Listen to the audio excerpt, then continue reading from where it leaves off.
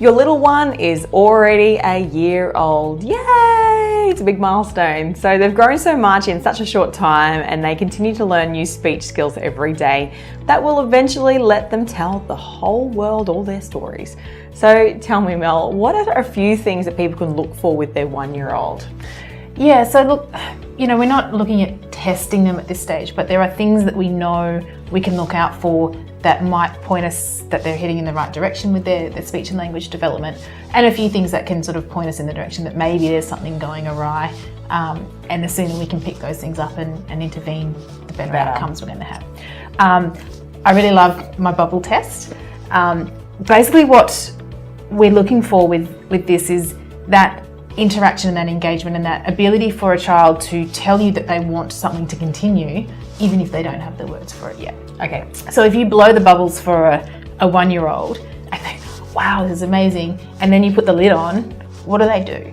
Yep. So can they tell you in however they're able to that they want more? And that might be a word if we're doing really well at 1, or it might be eye contact and looking at you and pointing at them. Yep. Those things are all communicative even if they're not actually talking.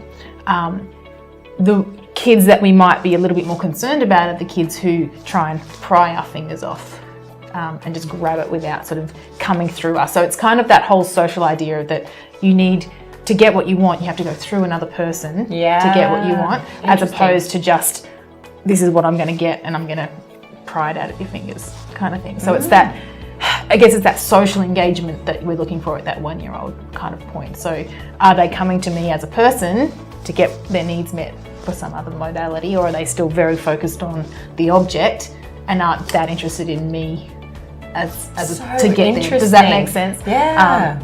So it's mainly about, can they interact with another person to get their needs met? Wow. Other things 1-year-olds, starting to want to do is just get your attention.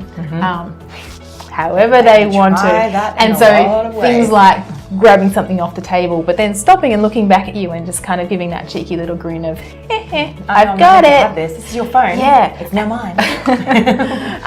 Or if you're playing little, hand games or tickle games, if you pause and you look at them, they again show you that they want that to continue. Yes. As opposed to a child who enjoys the bubbles or enjoys the tickles but doesn't know how to ask for more. Right.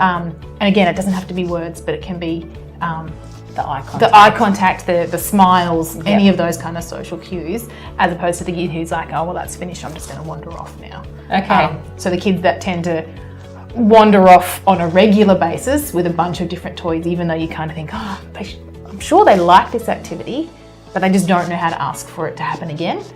It's done. Oh, nice. Oh well, I'm done, and I'm going to head off over here now. So that's a bit of a warning sign. Yeah. So they're the things, I guess, at that really young age, if they're not engaging socially, they're not interacting well, then that's a cause for concern, and that's worth looking into even at that really young age. Wow. Other things like, late talkers, there are some 1-year-olds that don't have very many words, and there's kind of like a big tail of normal there. So, most kids have got some words at that age, but I think it's about sort of 15 or 20% of kids still don't have any words at 12 months. So while yes, it's worth being aware of, it's less of a red flag, I guess, as opposed to the kid who's just not interacting at all, because you're not going to get words, you're not going to get language if they're not interacting first. Does that make sense? It makes complete sense. It's really interesting. So speech-wise, what can most 1-year-olds do then?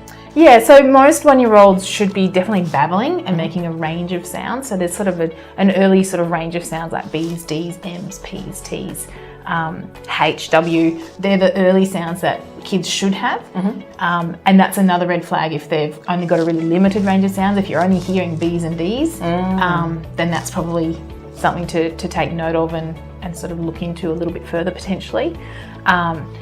Most of them have single words, but only a small number of single words. So, if they've got 5 or 6, then we're pretty happy. Yes.